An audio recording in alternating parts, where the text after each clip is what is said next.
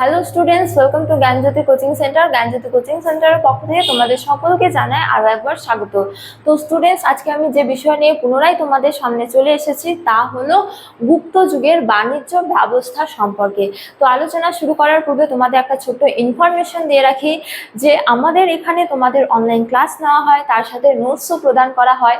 তো তোমরা যারা অনলাইন ক্লাস করতে চাও, নোটস পেতে চাও, তারা ওপরের এই দুটো নাম্বারের মধ্যে যে কোনো একটিতে যোগাযোগ করে আমাদের সাথে যুক্ত হতে পারো। চলো আর দেরি না করে আমরা আজকের আলোচনা শুরু করি। তো আজকের আলোচনা হলো গুপ্ত যুগের বাণিজ্য ব্যবস্থা সম্পর্কে। তো এই ক্ষেত্রে বলা যায় যে কোন কোন উপাদান থেকে আমরা গুপ্ত যুগের বাণিজ্য ব্যবস্থা সম্পর্কে জানতে পারি। তো বিভিন্ন উপাদান, এছাড়া কি বিভিন্ন সাহিত্য যেমন অমরকোষ, হর্ষচরিত, বিভিন্ন গ্রন্থ থেকে আমরা গুপ্ত যুগের বাণিজ্য ব্যবস্থা সম্পর্কে জানতে পারি। তো গুপ্ত যুগের বাণিজ্য মূলত দু ধরনের ছিল, একটা হলো যে বহির্বাণিজ্য আর একটা হলো অন্তর্বাণিজ্য।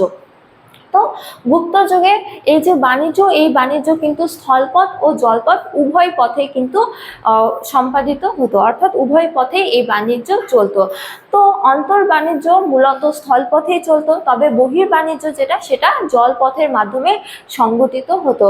তো এই যে বাণিজ্য জলপথের মাধ্যমে সংগঠিত হতো, যার ফলে এই যুগে বাণিজ্যের ক্ষেত্রে বহু গুরুত্বপূর্ণ প্রধান কেন্দ্রগুলি ছিল। এই কেন্দ্রগুলি কি কি? এই কেন্দ্রগুলি হলো তাম্রলিপ্ত বন্দর, ভৃগু কচ্ছ বন্দর, এছাড়া ঘণ্টাশাল বন্দর, কাদুরা বন্দর, কল্যাণ বন্দর, ক্যাম্বে বন্দর ইত্যাদি। অর্থাৎ এই বন্দরগুলির মাধ্যমে দেশ বিদেশে বাণিজ্য চলত।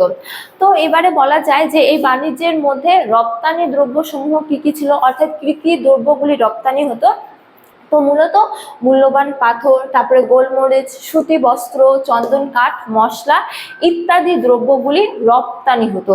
এছাড়া আমদানি দ্রব্যসমূহ কি কি ছিল, অর্থাৎ কি কি দ্রব্যসমূহ আমদানি করা হতো। তো মূলত হাতির দাঁত, নীলকান্ত মণি, তামা, চীনের রেশম, বিভিন্ন দ্রব্যগুলি কি করা হতো? আমদানি করা হতো। সুতরাং বলা যায় যে আমদানি দ্রব্যের তুলনায় কিন্তু রপ্তানি বেশি করা হতো গুপ্ত যুগে। তো স্টুডেন্টস, এই ছিল আজকের আমার আলোচনার বিষয়। তোমাদের ভিডিওটি ভালো লাগলে অবশ্যই ভিডিওটি লাইক করে বন্ধুদের সঙ্গে শেয়ার করো এবং আমাকে অবশ্যই কমেন্ট করে জানিয়ে তোমাদের ভিডিওটি কেমন লেগেছে। তোমাদের সাথে দেখা হবে অন্য এক ভিডিওতে, অন্য এক টপিক নিয়ে। ততক্ষণ ভালো থাকো, সুস্থ থাকো। Thank you.